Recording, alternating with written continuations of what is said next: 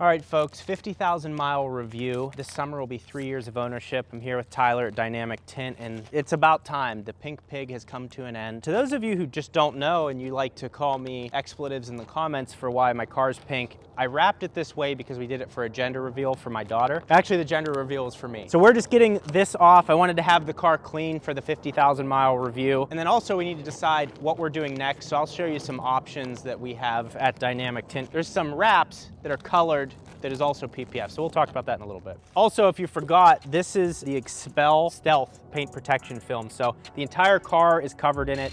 And what I forgot about is this stuff's hydrophobic, so cleaning it's like a lot easier, and then the look is incredible. The pig has almost been fully reduced. Maybe we just keep this.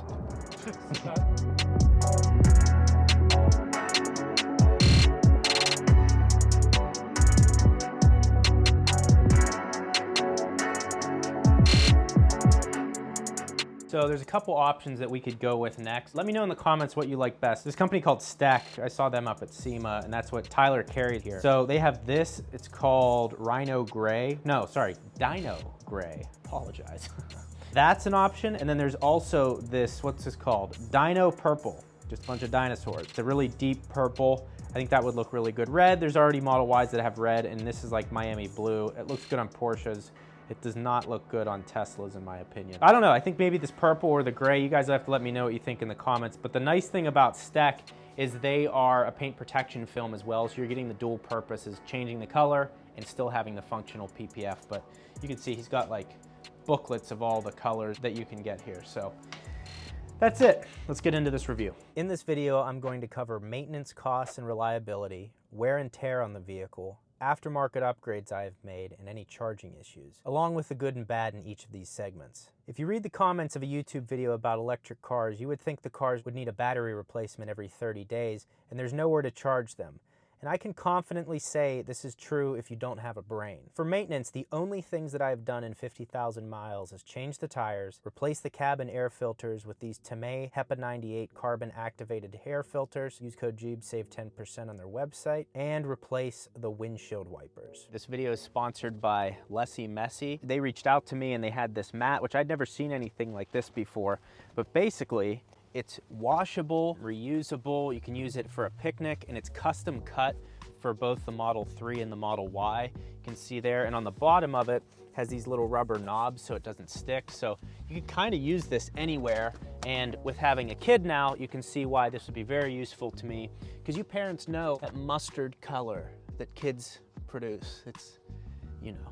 But anyways, this fits really nicely in the back, and I've actually had some diaper changes back here on our road trips. So the fact that you have this item that you could stick back here, not only protection for your trunk, but the ability to take this if you're gonna have a picnic, or you could even take it in the house, like if your kid's playing around in that, if you're hauling dirt or stuff like that, you can just have this mat back here for some extra protection, and then the ability to wash it. So it's 100% safe for kids, it's absorbent, it's leak-proof, it's eco-friendly, meaning you can wash and reuse it over 300 times for a fresh and clean feel. And again, it's a product that can be used in your car, in your house, at the park. It's very versatile, custom laser cut for the Tesla Model Y and Model 3. So if you're interested in this product, you can use my discount code. I'll have it linked in the description. And again, I only show products on my channel that I personally would use. This is a high quality product. They had good customer support. It's well made. I mean, I can see how it could be useful not only in your car, but in other areas of your life. So Lessy Messy, thanks for sponsoring this video. If you want to give them a follow on Facebook or Instagram, they have a YouTube channel as well. There you go, with care instructions. Thank you for sponsoring the video. So replacements like that are all normal, especially for a car that has 50,000 miles on it. And I'll give you another example. So my other car is a Porsche Macan S. Every year you have to get an oil change on it, or every 10,000 miles. From Porsche, that costs $450. You have to do that every year. I was able to go to Exotic Motor Works in Scottsdale, which is an excellent third-party Porsche shop. If you have one, you want to get service there. They service both Porsche and Porsches, depending on which one you drive.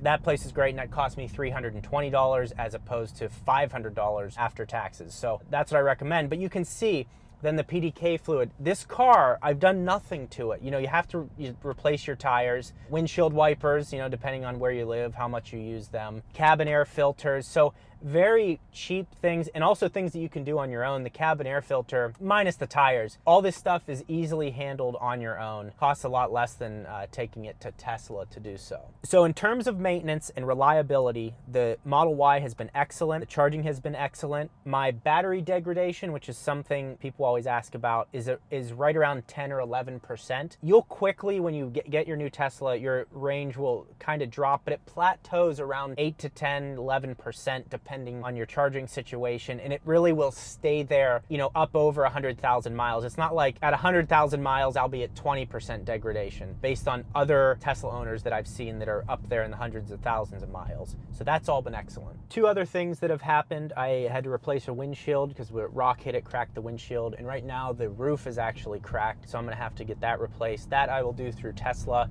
and since I have zero deductible glass, that cost me $0. Something I didn't think about were recalls on the car. So I did get one letter for a recall that was done, and that was handled through an over-the-air update. So I didn't even have to take it into the dealership. It was done through a software update.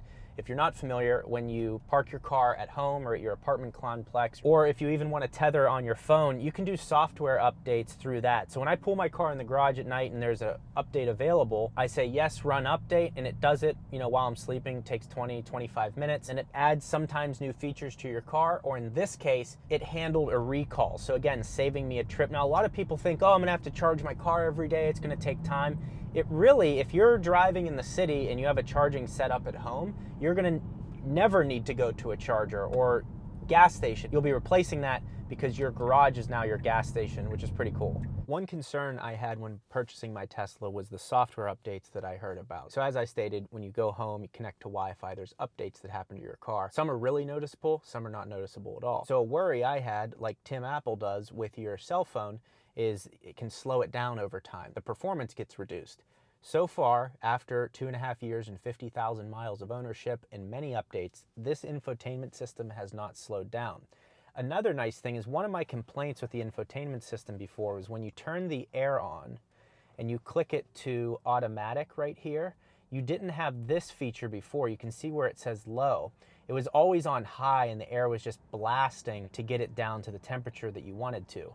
So now, like most cars have, through software, they were able to lower that. So that was a complaint that I had, and through software updates and through probably people complaining on Twitter, they were able to fix that. And that's, again, over time, the values of these cars will be held higher because 2 years later, I have no need or want to get the new Model Y because my software has continually been updated, and the features on the new Model Y have not been enough to push me to want to buy a new one, so that's been a good thing. Now, as far as wear and tear goes, one of the things I was concerned about early on were the tires. Unfortunately, I had 2 flat tires pretty quick. The first time I had it flatbedded to Tesla, that cost me $355 to have it replaced there. Now, that was very expensive, so I learned my lesson, and the next time I ordered from Tire Rack, ship the tire to me, or you can ship it to where you're getting it installed at, like Discount Tire, for example, and they replaced it for much cheaper.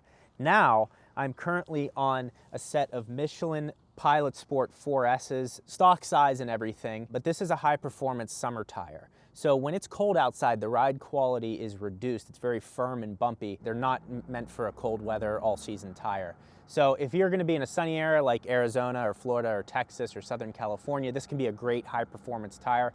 But ultimately, I think the Model Y long range should always have an all-season tire on it. But that's what I'm running right now, and for performance, it's great. On the exterior of the car, I immediately got it tinted and put paint protection film on. I got this done at Dynamic Tint in Tempe, Arizona, and Tyler does incredible work. So if you need a place to go for this or to get colored PPF, Tyler is your guy, and he has a discount specifically for my viewers. So as far as film goes on the exterior of the car, I've done 3 things. First, I started with a clear PPF on the full front, and I think this is the best bang for your buck and gives the best protection. Then I went a step further and did the satin paint protection film, which is still paint protection film, but gives the car a stealth frozen look, and I love it.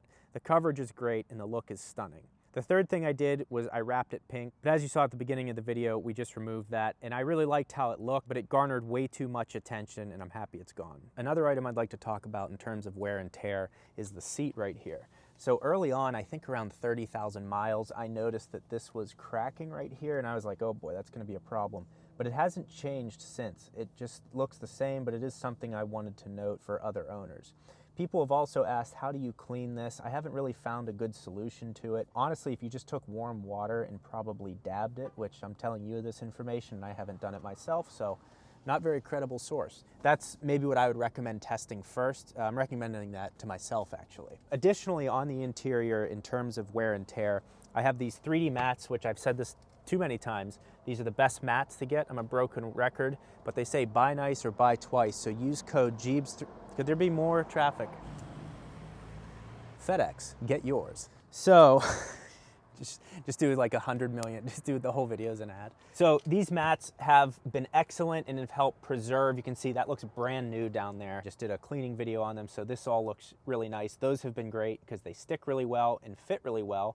I've used Hydrosilix interior cleaner to keep the seats clean, to keep the steering wheel clean, all the plastics and all these high touch areas inside the car.